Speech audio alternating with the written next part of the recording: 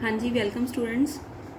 ਬੇਟਾ ਤੁਸੀਂ ਸਾਰਿਆਂ ਨੇ ਜਿਹੜੀਆਂ ਮੈਂ ਤੁਹਾਨੂੰ ਆਡੀਓਜ਼ ਭੇਜੀਆਂ ਸੀਗੀਆਂ ਡਿਫਰੈਂਟ ਟਰਮੀਨੋਲੋਜੀ ਦੀਆਂ ਉਹ ਸਾਰਿਆਂ ਨੇ ਸੁਣ ਲਿਆ ਹੋਣੀਆਂ ਧਿਆਨ ਨਾਲ। ਅੱਜ ਮੈਂ ਥੋੜਾ ਜਿਹਾ ਕੁਝ ਹੋਰ ਕਰਵਾਉਣ ਲੱਗੀ ਹਾਂ ਤੁਹਾਨੂੰ, ਥੋੜੀ ਜਿਹੀ ਛੋਟੀ ਜਿਹੀ ਵੀਡੀਓ ਬਣਾ ਕੇ ਤੁਹਾਨੂੰ ਮੈਂ ਦੱਸੀ ਜਾਊਂਗੀ। ਇਹਦੀ ਮੈਂ ਕਲਿੱਕਸ ਵੀ ਤੁਹਾਨੂੰ ਫੋਟੋ ਕਲਿੱਕ ਕਰਕੇ ਭੇਜ ਦੂੰਗੀ ਇਸ ਪੇਜ ਦੀ, ਤੁਸੀਂ ਆਪਣੀ ਕਾਪੀ 'ਤੇ ਉਤਾਰ ਲੈਣਾ। ਮੈਂ ਤੁਹਾਨੂੰ ਸਿਰਫ ਨਾਲ ਦੀ ਨਾਲ ਜਿਹੜੇ ਰੂਲਸ ਆ ਸਮਝਾਉਂਦੀ ਜਾਵਾਂ। ਸਭ ਤੋਂ ਪਹਿਲਾਂ ਤਾਂ ਬੇਟੇ ਮੈਂ ਤੁਹਾਨੂੰ ਇੱਕ ਚੀਜ਼ ਦੱਸੀ ਸੀ ਵੀ ਤੁਸੀਂ ਜਦੋਂ ਵੀ ਅਕਾਊਂਟਸ ਦਾ ਕੰਮ ਕਰਨਾ ਹੈ ਤਾਂ ਬਿਜ਼ਨਸ ਦੇ ਪੁਆਇੰਟ ਆਫ ਵਿਊ ਤੋਂ ਸੋਚਣਾ ਹੈ। ਬਿਜ਼ਨਸ ਦੇ, ਠੀਕ ਹੈ, ਬਿਜ਼ਨਸਮੈਨ ਦੇ ਪੁਆਇੰਟ ਆਫ ਵਿਊ ਤੋਂ ਨਹੀਂ ਸੋਚਣਾ। ਬਿਜ਼ਨਸਮੈਨ ਕੌਣ ਹੁੰਦਾ ਤੁਹਾਨੂੰ ਦੱਸਿਆ ਸੀ, ਜਿਹੜਾ ਉਹਦਾ ਓਨਰ ਹੁੰਦਾ, ਉਹਦੇ ਪੁਆਇੰਟ ਆਫ ਵਿਊ ਤੋਂ ਨਹੀਂ ਸੋਚਣਾ, ਬਿਜ਼ਨਸ ਦੇ ਪੁਆਇੰਟ ਆਫ ਵਿਊ ਤੋਂ ਸੋਚਣਾ। ਠੀਕ ਹੈ, ਚਲੋ ਜੀ, ਇਹ ਸਾਰੀ ਗੱਲਾਂ ਆਪਾਂ ਪਹਿਲਾਂ ਕਰ ਚੁੱਕੇ ਹਾਂ। ਹੁਣ ਆਪਾਂ ਰੂਲਸ ਕਰਵਾਉਣੀ ਹੈ ਬੇਟੇ। ਤੁਸੀਂ ਸਿਰਫ ਜਿੰਨਾ ਮੈਂ ਬੋਲੂੰਗੀ ਸਿਰਫ ਉਨਾ ਹੀ ਸਮਝਣਾ ਹੈ। ਇਸ ਤੋਂ ਜ਼ਿਆਦਾ ਸੋਚਣ, ਦਿਮਾਗ 'ਤੇ ਬੋਝ ਨਹੀਂ ਪਾਉਣਾ, ज़्यादा नहीं सोचना भी की चीज़ होंगी है। मैं तुहानू डेली थोड़ा थोड़ा स्लोई तुहानू करवाती जाऊँगी। ठीक है, सब तो पहले तीन तरह के अकाउंट होंगे हैं। सब तो पहले होंगे परसनल अकाउंट, दूसरा होंगे रियल अकाउंट, तीसरा होंगे नॉमिनल अकाउंट्स। ठीक है जी, आप इन्हों के रूल याद करने हैं। तुहानू की याद होना चाहिए? सब तो पहला भी अकाउंट तीन तरह के होंगे ने, personal, real and nominal. Personal, real and nominal. हुण जिहड़ा परसनल अकाउंट है उसका की रूल है? तिन्ना दे मैं तुहानू रूल दस्सण लगी हाँ अज। परसनल अकाउंट का रूल हुंदा है डैबिट दा रिसीवर, क्रैडिट दा गिवर। तुसीं सिर्फ हजे सुन के याद ही करना है, मैं तुहानू इस तो बाद समझानी है कि किस तरह रूल्स अप्लाई होंदे हैं। ठीक है, परसनल अकाउंट का मैं तुहानू पुछूंगी भी की रूल हुंदा है, पेपर 'च भी पूछा जा सकता है, तुहानू वैसे टैसट दे विच भी पूछा जा सकता है। तो तुसीं की कहोगे? मैम डैबिट दा रिसीवर, क्रैडिट दा गिवर। हरेक अकाउंट दे विच जिहड़ी ट्रांजैक्शन हुंदी है उह 'च एक चीज़ डैबिट होएगी, एक चीज़ क्रैडिट होएगी। मतलब तिन्ना दे रूल्स दे विच एक चीज़ डैबिट होएगी, एक चीज़ क्रैडिट होएगी। परसनल अकाउंट दे विच कौन डैबिट हो रहा है? रिसीवर। तुसीं सिर्फ याद कर लो, डैबिट दा रिसीवर, क्रैडिट दा गिवर, सिर्फ थोड़ा इन्ना काम है। उस तो बाद आ गया रियल अकाउंट। रियल अकाउंट का की रूल है? Debit what comes in, credit what goes out. ठीक है जी। तीजा है नॉमिनल अकाउंट। नॉमिनल अकाउंट का की रूल है? Debit all expenses, credit all incomes और गेन्स। ठीक है जी, हाँ जी। मैं तुहानू दोबारा दसदी हाँ। परसनल अकाउंट के डैबिट का रिसीवर मतलब इस कोई ना कोई परसन होएगा। परसनल अकाउंट अपने नाम तो पता चल रहा है कि परसन होएगा कोई ना कोई। जे तो कोई परसन कुछ रिसीव कर रहा है, रिसीव का मतलब कुछ प्राप्त कर रहा है, तो उन्होंने डैबिट कर दो। जे कोई परसन आपको कुछ दे रहा है तो उन्होंने क्रैडिट कर दो। मैं तुहानू पहला भी दस्सिया सी कि हरेक ट्रांजैक्शन के एक चीज़ को डैबिट कराया करांगे, एक चीज़ को क्रैडिट कराया करांगे। ठीक है, रियल अकाउंट के विच debit what comes in. Debit उस चीज़ को डैबिट कर दो जो चीज़ आ रही है। कित्थे आ रही है? बिजनेस दे विच आ रही है। ठीक है जी, जो चीज़ बिजनेस दे विच आ रही है उसनू डैबिट कर दो। या फिर क्रैडिट वट गोज़ आउट, जो चीज़ बिजनेस दे विचों जा रही है उसनू क्रैडिट कर दो। सिर्फ तुसीं रूल याद करना है, होर कुछ नहीं, इस तो ज़्यादा कुछ नहीं दिमाग से सोचना।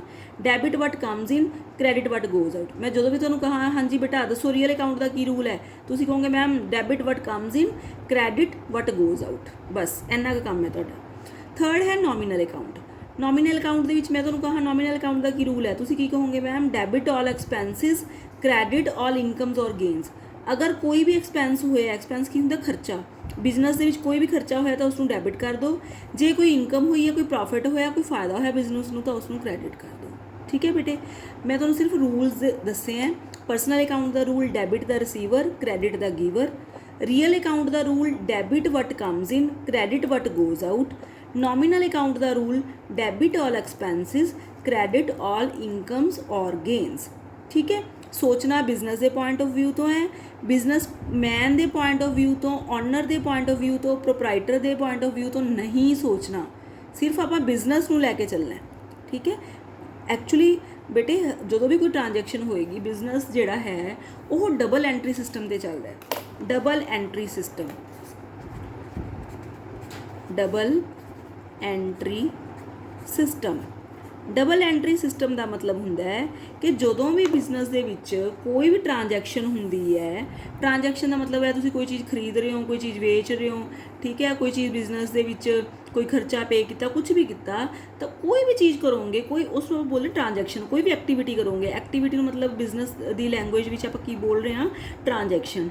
तो हर एक ट्रांजैक्शन दी दो साइड्स होणगियां। किहड़ियां दो साइड्स होणगियां? एक डैबिट साइड होएगी, एक किहड़ी साइड होएगी? क्रैडिट साइड होएगी। मैं तुहानूं दस दियां किवें। ਡੈਬਿਟ ਨੂੰ ਆਪਾਂ ਸ਼ਾਰਟਕਟ DR ਨਾਲ ਲਿਖਦੇ ਹਾਂ, ਕ੍ਰੈਡਿਟ ਨੂੰ ਆਪਾਂ ਸ਼ਾਰਟਕਟ CR ਨਾਲ ਲਿਖਦੇ ਹਾਂ। ਠੀਕ ਹੈ ਜੀ। ਸਪੋਜ਼ ਕਰੋ ਬੇਟੇ ਜਿਵੇਂ ਤੁਸੀਂ ਕੋਈ ਪਰਚੇਜ਼ਸ ਕੀਤੀਆਂ ਨੇ, ਠੀਕ ਹੈ। ਮੰਨ ਲਓ ਤੁਸੀਂ 1 ਲੱਖ ਰੁਪਏ ਦਾ ਸਮਾਨ ਖਰੀਦਿਆ, ਮੈਂ ਤੁਹਾਨੂੰ ਲਿਖਦਾ ਕਿ ਮਿਸਟਰ ਏ ਪਰਚੇਜ਼ਡ ਹਿਜ਼ ਜਿਹੜਾ ਸਟਾਕ ਹੈ ਜੋ ਵੀ ਉਹਨੇ ਪਰਚੇਜ਼ਸ ਕੀਤੀਆਂ ਆਫ ਰੁਪੀਜ਼ 1 ਲੱਖ, 1 ਲੱਖ ਦਾ ਉਹਨੇ ਜਿਹੜਾ ਹੈ ਸਮਾਨ ਖਰੀਦ ਲਿਆ। ਹੁਣ ਦੇਖੋ ਉਹਦੇ ਹੁਣ ਇਸ ਲਾਈਨ ਹੈ ਜਿਹੜੀ ਟ੍ਰਾਂਜੈਕਸ਼ਨ ਹੈ ਮੈਂ ਬੋਲੀ ਹੈ, ਇਹਦੇ 2 ਸਾਈਡਸ ਲਿਖਣੀਆਂ ਨੇ। ਇੱਕ ਚੀਜ਼ ਇਹਦੇ ਵਿੱਚ ਕੁਛ ਨਾ ਕੁਛ ਡੈਬਿਟ ਹੋਏਗੀ, ਕੁਛ ਨਾ ਕੁਛ ਕ੍ਰੈਡਿਟ ਹੋਏਗੀ। ਠੀਕ ਹੈ। ਮੈਂ ਅੱਗੇ ਤੁਹਾਨੂੰ ਬਹੁਤ ਸਾਰੇ ਟ੍ਰਾਂਜੈਕਸ਼ਨ ਦੇ ਬੇਟੇ ਐਗਜ਼ਾਮਪਲ ਦਊਂਗੀ। ਤੁਸੀਂ ਮੇਨ ਸਮਝ ਲਓ ਕਿ ਅਕਾਊਂਟਸ ਦੇ ਵਿੱਚ ਸਿਰਫ ਇਹ ਜਰਨਲ ਐਂਟਰੀ ਨੂੰ ਸਮਝਣਾ ਹੀ +1 ਕਰ ਜਾਣਾ ਹੈ। ਜਿਹੜਾ ਬੱਚਾ ਜਰਨਲ ਐਂਟਰੀ ਨੂੰ ਸਮਝ ਗਿਆ, ਜੋ ਚੀਜ਼ ਮੈਂ ਕਰਵਾ ਰਹੀ ਹਾਂ ਥੋੜੀ ਸਮਝ ਲਓ ਤੁਹਾਡੀ ਅਕਾਊਂਟਸ ਖਤਮ ਹੋ ਰਹੀ ਹੈ। ਠੀਕ ਹੈ। ਬਹੁਤ ਹੀ ਸਿੰਪਲ ਔਰ ਬਹੁਤ ਹੀ ਥੋੜਾ ਜਿਹਾ ਸਿਲੇਬਸ ਹੈ +1 ਦਾ। ਸਿਰਫ ਜਿੰਨਾ ਕਰਵਾਉਂਗੀ ਉਨਾ ਸਮਝਣਾ, ਇਸ ਤੋਂ ਜ਼ਿਆਦਾ ਦਿਮਾਗ ਤੇ ਬੋਝ ਨਹੀਂ ਪਾਉਣਾ ਕਿ ਹਾਏ ਆ ਕੀ ਕਰਵਾ ਰਹੇ ਆ ਮੈਮ। ਸਿਰਫ ਜੋ ਕਰਵਾਇਆ, ਕੀ ਕਰਵਾਇਆ ਮੈਨੇ ਅੱਜ, ਬਿਜ਼ਨਸ ਦੇ ਪੁਆਇੰਟ ਆਫ ਵਿਊ ਤੋਂ ਸੋਚਣਾ ਹੈ, ਬਿਜ਼ਨਸਮੈਨ ਦੇ ਪੁਆਇੰਟ ਆਫ ਵਿਊ ਤੋਂ ਨਹੀਂ ਸੋਚਣਾ। 3 ਰੂਲ ਕਰਵਾਤੇ ਤੁਹਾਨੂੰ। ਠੀਕ ਹੈ। 3rd ਨੰਬਰ 'ਤੇ ਤੁਹਾਨੂੰ ਦੱਸ ਰਹੀ ਹਾਂ ਕਿ ਡਬਲ ਐਂਟਰੀ ਸਿਸਟਮ ਚੱਲਦਾ ਬਿਜ਼ਨਸ ਦੇ ਵਿੱਚ। ਇੱਕ ਚੀਜ਼ ਡੈਬਿਟ ਹੋਏਗੀ, ਇੱਕ ਚੀਜ਼ ਕ੍ਰੈਡਿਟ ਹੋਏਗੀ। ਹੁਣ ਮੈਂ ਤੁਹਾਨੂੰ ਐਗਜ਼ਾਮਪਲ ਦਿੱਤੀ ਸੀ ਕਿ ਪਰਚੇਜ਼ਸ ਕੀਤੀਆਂ ਨੇ, ਜਦੋਂ ਬਿਜ਼ਨਸ ਦੇ ਵਿੱਚ ਪਰਚੇਜ਼ਸ ਕੀਤੀਆਂ, ਮੈਂ ਇੱਥੇ ਲਿਖਤਾ ਪਰਚੇਜ਼ਸ ਕਿੰਨੇ ਦੀਆਂ ਆਈਆਂ, 1 ਲੱਖ ਦੀਆਂ। 1 ਲੱਖ ਦਾ ਸਟਾਕ ਆ ਗਿਆ ਆਪਣੇ ਕੋਲ ਬਿਜ਼ਨਸ ਦੇ ਵਿੱਚ, ਸਟਾਕ ਆਇਆ ਨਾ ਬੇਟੇ, ਤਾਂ ਚਲਾ ਕੀ ਗਿਆ ਆਪਣੇ ਕੋਲੋਂ, ਟੂ ਕੈਸ਼।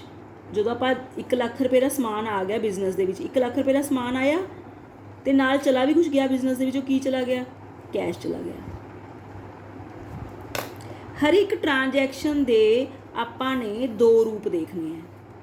ਠੀਕ ਹੈ। ਇਹਦੇ ਨਾਲ ਕੀ ਹੋਊਗਾ, ਐਂਡ ਦੇ ਵਿੱਚ ਆਪਾਂ ਸਾਰੀਆਂ ਡੈਬਿਟ ਚੀਜ਼ਾਂ ਨੂੰ ਅਲੱਗ ਜੋੜ ਲਾਂਗੇ। ਠੀਕ ਹੈ। ਕ੍ਰੈਡਿਟ ਚੀਜ਼ਾਂ ਨੂੰ ਅਲੱਗ ਜੋੜ ਲਾਂਗੇ ਤਾਂ ਐਂਡ ਦੇ ਵਿੱਚ ਜਿਹੜਾ ਬੈਲੈਂਸ ਹੈ ਬਰਾਬਰ ਆ ਜਾਊਗਾ। ਜਦੋਂ ਬੈਲੈਂਸ ਬਰਾਬਰ ਆ ਜਾਊਗਾ ਤਾਂ ਉਸ ਤੋਂ ਬਾਅਦ ਉਸ ਤੋਂ ਆਪਾਂ ਨੂੰ ਇਹ ਪਤਾ ਚੱਲ ਜਾਊਗਾ ਕਿ ਜੋ ਅਸੀਂ ਬਿਜ਼ਨਸ ਦਾ ਸਾਰਾ ਹਿਸਾਬ ਕਿਤਾਬ ਲਗਾਇਆ ਉਹ ਜਿਹੜਾ ਆਪਾਂ ਨੇ ਕੀਤਾ ਉਹ ਐਕੂਰੇਟ ਕੀਤਾ, ਸਹੀ ਕੀਤਾ, ਬਿਲਕੁਲ ਸਹੀ ਕੀਤਾ, ਉਸ 'ਚ ਕੋਈ ਗਲਤੀ ਨਹੀਂ ਹੈ। ਠੀਕ ਹੈ ਜੀ। ਹਾਂਜੀ। ਤਾਂ ਤੁਸੀਂ ਸਿਰਫ ਅੱਜ ਲਈ ਤੁਹਾਨੂੰ ਮੈਂ ਫੇਰ ਰਿਪੀਟ ਕਰਾ ਰਹੀ ਹਾਂ, ਬਿਜ਼ਨਸ ਦੇ ਪੁਆਇੰਟ ਆਫ ਵਿਊ ਤੋਂ ਸੋਚਣਾ ਹੈ, ਬਿਜ਼ਨਸਮੈਨ ਦੇ ਪੁਆਇੰਟ ਆਫ ਵਿਊ ਤੋਂ ਨਹੀਂ ਸੋਚਣਾ। 3 ਰੂਲਸ ਨੇ ਪਰਸਨਲ ਅਕਾਊਂਟ ਦੇ, debit the receiver, credit the giver. Real account ਦਾ rule, debit what comes in, credit what goes out. And nominal account ਦਾ rule, debit all expenses, credit all incomes ਔਰ gains ਵੀ profits ਨੂੰ ਕਹਿੰਦੇ ਆ। ਠੀਕ ਹੈ। ਆਪਾਂ ਇਹ ਚੀਜ਼ ਹੋ ਗਈ। ਇੱਕ ਤੁਹਾਨੂੰ 3 ਨੰਬਰ 'ਤੇ ਮੈਂ ਗੱਲ ਦੱਸਤੀ ਕਿ ਡਬਲ ਐਂਟਰੀ ਸਿਸਟਮ ਲਾਗੂ ਹੁੰਦਾ ਹੈ ਬਿਜ਼ਨਸ ਦੇ ਵਿੱਚ। ਡਬਲ ਐਂਟਰੀ ਸਿਸਟਮ ਦਾ ਮਤਲਬ ਹੁੰਦਾ ਹੈ ਕਿ ਜਦੋਂ ਵੀ ਕੋਈ ਟ੍ਰਾਂਜੈਕਸ਼ਨ ਹੁੰਦੀਆਂ ਨੇ ਤਾਂ ਉਹਦੇ 'ਚ ਇੱਕ ਚੀਜ਼ ਡੈਬਿਟ ਹੋਏਗੀ ਔਰ ਇੱਕ ਚੀਜ਼ ਕ੍ਰੈਡਿਟ ਹੋਏਗੀ। ਇਹਦਾ ਮਤਲਬ ਕੀ ਹੈ ਕਿ debit must be equal to credit. End ਦੇ ਵਿੱਚ ਸਾਰੇ ਡੈਬਿਟਸ ਕਿਸ ਦੇ ਬਰਾਬਰ ਹੋਣਗੇ, ਕ੍ਰੈਡਿਟ ਦੇ, ਕਿਉਂਕਿ ਉਨੀ ਹੀ ਚੀਜ਼ ਦੀ ਅਮਾਊਂਟ ਆਪਾਂ ਡੈਬਿਟ ਕਰੀ ਜਾਵਾਂਗੇ, ਉਨੀ ਹੀ ਕ੍ਰੈਡਿਟ ਕਰੀ ਜਾਵਾਂਗੇ ਤਾਂ ਐਂਡ 'ਚ ਨੈਚੁਰਲੀ ਡੈਬਿਟ ਔਰ ਜਿਹੜੇ ਕ੍ਰੈਡਿਟ ਨੇ ਉਹ ਕੀ ਹੋਣਗੇ, ਇਕੁਅਲ ਹੋਣਗੇ। Debit is equal to credit.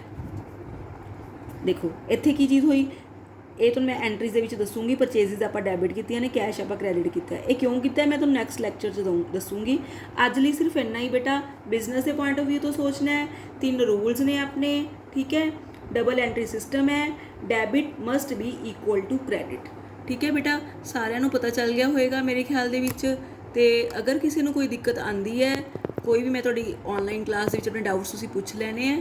ਠੀਕ ਹੈ ਬੇਟਾ। ਅਤੇ ਤੁਸੀਂ ਜਿਹੜਾ ਹੈ ਇਸ ਨੂੰ ਬਹੁਤ ਈਜ਼ੀਲੀ ਕਰ ਪਾਓਗੇ। Thank you.